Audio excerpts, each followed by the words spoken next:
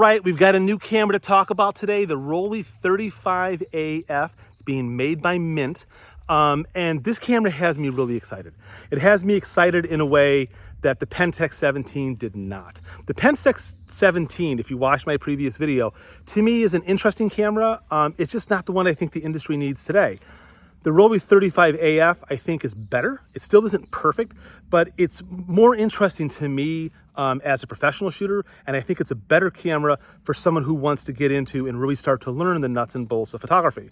So the Rollei 35AF is based upon the Rollei 35. I've had every version of this camera. This is the S. I've used these for 34 years.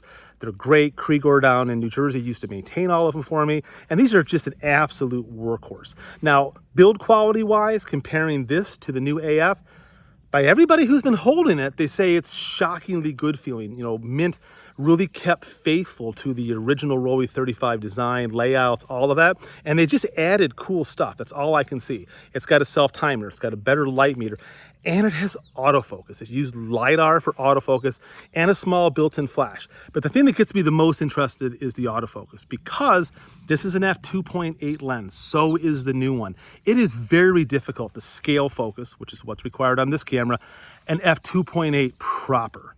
You know, when you're walking around, that's a very small depth of field. Using LiDAR and proper autofocus, by all accounts, the new Rollei 35AF is snappy and does a great job. Now, as I said, I don't have one. I'm on a list to get one. Hopefully I'll get it when they first release, and I will do a proper review at that time. This is not a review. I will do a proper review. However, if you want to hear more about the camera, and I suggest you do, because it's good to stay on top of the stuff, go to Japan Camera Hunter. I will put a link in the description where he does about an 18-minute, kind of rambling, video on the new 35AF, and he has a prototype right in front of him. And he's talking about what he sees and what he likes.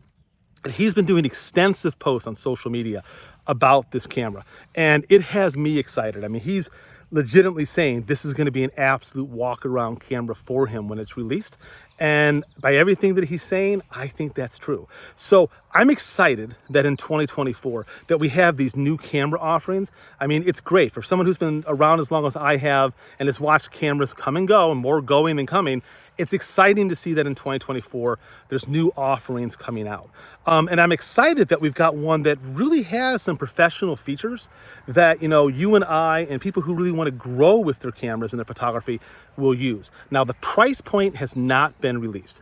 The Pentax 17 sells for $499.